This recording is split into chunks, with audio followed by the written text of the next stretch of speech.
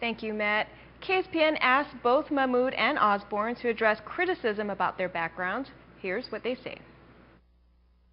Mahmood acknowledges his criminal history, but he also says it was a long time ago. I'm happy to testify under oath. There's nothing to hide. They want to ask me about my past. Let's talk about it. You know, there's nothing there. If it happened 6 weeks ago or 3 years ago or something, you'd be concerned. It happened 30, 40 years ago. And about that fraud case he faced in Washington State, he says this. I wouldn't take the stand to testify in my own trial because I had too many friends involved. So I wouldn't hurt anybody. They offered me immunity to prosecution if I would. I said no, I wouldn't. So then they gave me 10-year sentence.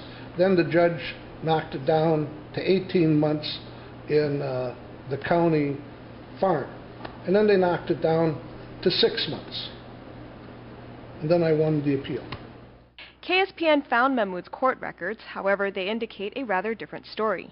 He was convicted of 2 counts of securities fraud, 2 counts of selling unregistered securities, and 1 count of first-degree theft. His appeal to the Washington court was denied in 1986, and the Supreme Court declined to review his case. Osbourne, for his part, came to Mahmood's defense. On KSPN's inquiries about Mahmood's criminal history, Osbourne asked this.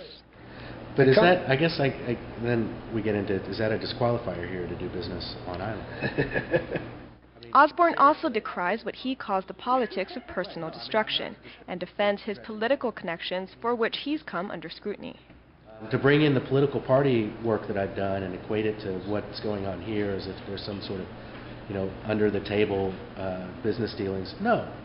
I am involved with the Republican Party because I enjoy and believe in the Republican Party and enjoy doing that work. And I was happy to do whatever I could to make sure that the CNMI and the representatives from the CNMI had a great time in Tampa. I'm not embarrassed by that whatsoever. Yeah. Did I get anything out of it? No, except they were happy. For now, both men say Saipan Development's focus is to get the CNMI court to lift an injunction on the company's power purchase agreement, which Mahmood describes as the best possible deal for Saipan.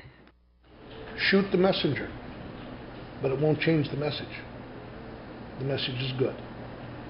It's straightforward. Everybody, including myself, clean hands at the table, what we're trying to do.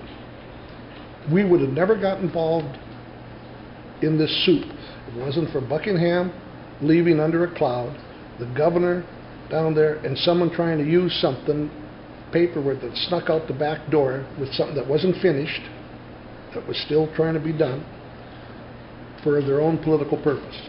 When we get to the standpoint of if the injunction's lifted, which we hope it is, and the case is dismissed, then we're more than happy to talk to anybody about what the plan actually entails. If there's clarification that needs to be made, then clarification will be made. I mean, we can't even go in and CCUC right now.